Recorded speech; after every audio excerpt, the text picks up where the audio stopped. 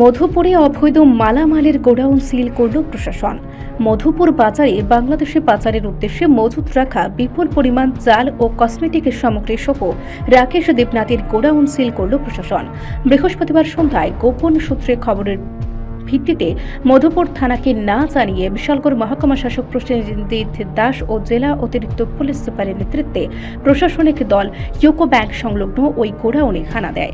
ঘটনাস্থলে পৌঁছে প্রশাসনের আধিকারিকরা গোডাউনের মালিক রাকেশ দেবনাথকে ডেকে চাবি আনতে বলে। তালা খুলতেই ভেতরে মজুদ বিপুল চালের বস্তা ও সুগন্ধি পাউডার, তেল সহ কসমেটিক সামগ্রী পেয়ে কর্মকর্তারা বিস্মিত হন।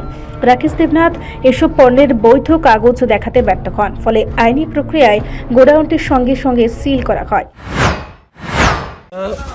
বিশালগড় প্রশাসনের কাছে একটা খবর আছে যে এখানে ইউকো ব্যাংক, যে মধুপুর আছে আমাদের ইউকো ব্যাংক, তার পাশে একটা গুদাম ঘর আছে। সেটার মধ্যে আমাদের কিছু মজুদ কিছু সামগ্রী আছে।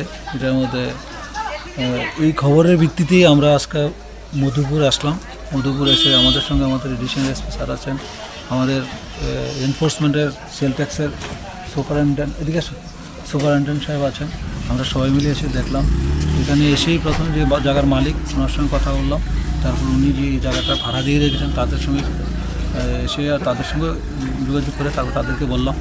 আমাদের সঙ্গে তারা কোঅপারেশন করেছে। তো প্রথমত তারা কয়েকটা গোডাউন দেখেইছে, সেগুলোর মধ্যে কোনো ধরনের পাইনি, কিছুটা জল পেয়েছি। আর একটা যেটা আছে সেটার মধ্যে এটা মজুদ অনেক বেশি পরিমাণ আছে। সেটা চাল আছে প্রায় 110 বস্তার মতো আনুমানিক বলছি। সেটা এখনও কালকে আমরা তাদের থেকে কাগজ চেয়েছি, সেই কাগজ নিয়ে আমাদের কাছে দেখাবে তাদের কীভাবে স্টক মেনটেন করেছে, তারপরে অবৈধ মজুদ কিনে এটা আমরা পরীক্ষা নিরীক্ষার মাধ্যমে পরবর্তী সময়ে জানা যাবে।